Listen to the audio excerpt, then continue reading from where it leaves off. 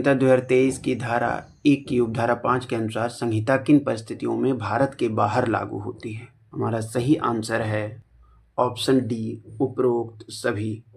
द्वारा विदेश में कोई अपराध किया जाता है तो उस पर लागू होगी। भारतीय विमान या पोत पर कोई अपराध किया जाता है तो उस पर लागू होगी।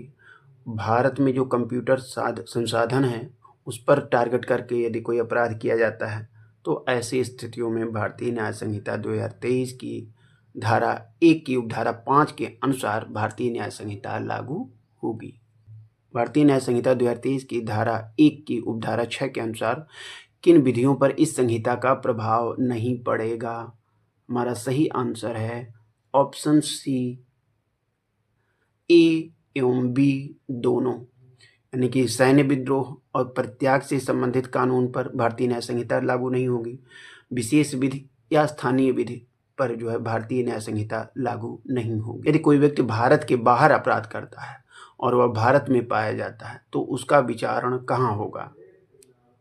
हमारा सही आंसर है ऑप्शन बी, भारत में जहां वह पाया जाए।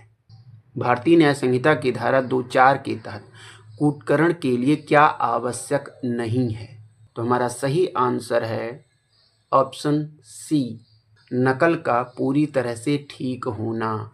यह जरूरी नहीं है, किंतु प्रवंचना करने के आशय से यदि कूटकरण किया जा रहा है या यह संभाव्य जानते हुए किया जा रहा है कि उससे प्रवंचना की जाएगी और एक वस्तु को दूसरी वस्तु को यदि सदृश दिखाने के लिए किया जा रहा है तो ऐसी स्थितियों में वह कूटकरण कहलाएगा। भारतीय न्याय संहिता की धारा 2(11) के अनुसार सद्भाव पूर्वक के लिए क्या साबित करना आवश्यक है?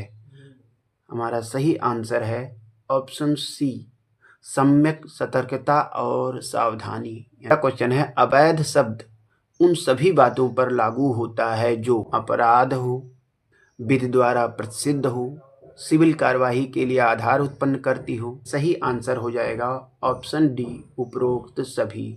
जंगम संपत्ति के अंतर्गत, मूवेबल प्रॉपर्टी के अंतर्गत क्या नहीं आता है? तो हमारा सही आंसर है ऑप्शन बी, लैंड। कपटपूर्वक में क्या निहित होता है? तो हमारा सही आंसर है ऑप्शन बी, धोखा और क्षति दोनों। बालक की परिभाषा के अनुसार किस आयु से कम का व्यक्ति बालक है? तो हमारा सही आंसर है ऑप्शन सी, है लिंग की परिभाषा 2(10) में दी गई है। अब इसमें कौन शामिल है?